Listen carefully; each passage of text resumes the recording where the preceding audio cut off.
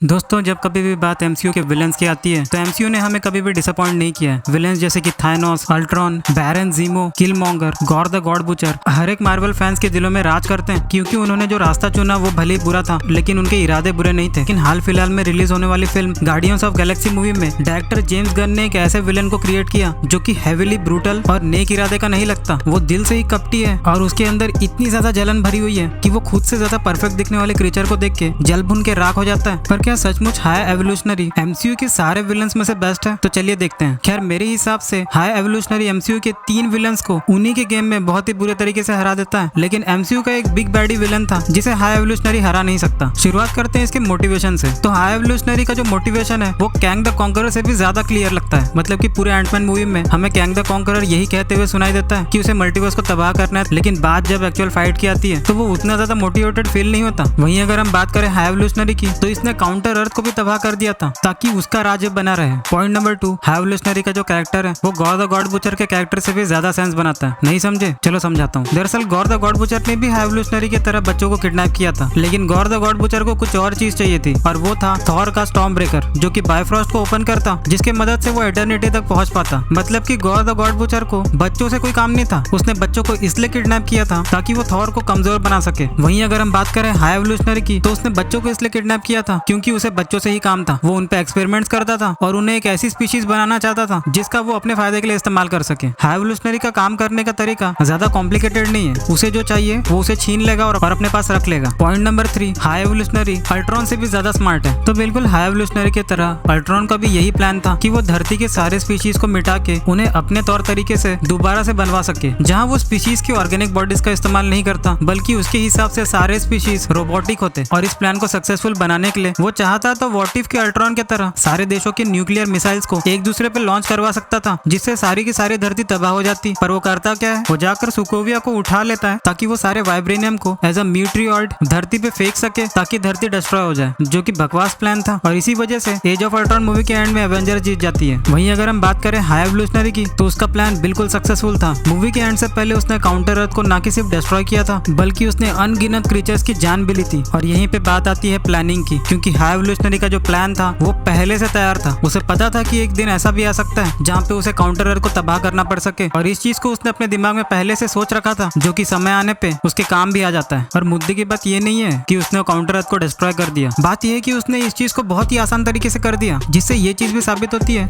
कि ये पहली दफा ऐसा नहीं हुआ है कि वो किसी काउंटर अर्थ को डिस्ट्रॉय कर रहा है। मेरे थ्योरी के हिसाब से इसने कई सारे काउंटर अर्थ को तबाह किया है, और ये प्रैक्टिस में, जिस वजह से परफेक्ट महसूस होता है। पॉइंट नंबर 4 और मेरा सबसे आखिरी पॉइंट, जहां मैं इसका कंपैरिजन थानोस से करूंगा, क्योंकि हाई एवोल्यूशनरी का जो प्लान है वो थानोस के प्लान से काफी ज्यादा सिमिलर महसूस होता है, और यहीं पे उसकी हार होती है। कैसे? तो हाई एवोल्यूशनरी का जो प्लान था वो नेचर के नियम के अगेंस्ट था, बिल्कुल वैसे ही जैसे थानोस का जो प्लान था वो नेचर को बैलेंस करने की कोशिश कर रहा था, और ये भी लॉज के अगेंस्ट है। दोनों ही नेचर से फाइट कर रहे थे और हार नहीं मानना चाहते थे, पर इसके बावजूद लोग थानोस को ज्यादा दिन तक याद रखेंगे, हाई एवोल्यूशनरी को नहीं, क्योंकि इन्फिनिटी वॉर मूवी के एंड तक आते आते हमें थानोस के काफी सारे इमोशंस देखने के लिए मिलते हैं। मतलब कि कैसे गमोरा को सैक्रिफाइस करते हुए वो पहली बार रोता है, स्नैप कर देने के बाद जब पूरे यूनिवर्स की आधी पॉपुलेशन गायब हो जाती है, तो उसके बाद जब वो गमोरा से मिलता है तब हमें उसके चेहरे पे गिल्ट देखने के लिए मिलता है, सौरो देखने के लिए मिलता है, और वो किसी भी प्रकार से खुश नहीं होता। वहीं अगर हम बात करें हाई एवोल्यूशनरी की, तो उससे रद्दी पर भी फर्क नहीं पड़ता कि उसने क्या किया, और इसी वजह से एज एन ऑडियंस कोई भी इस कैरेक्टर से रिलेट नहीं कर पाएगा खुद को, और ना ही इसे याद रखने की कोशिश करेगा, क्योंकि ये कम्प्लीटली ईविल कैरेक्टर है।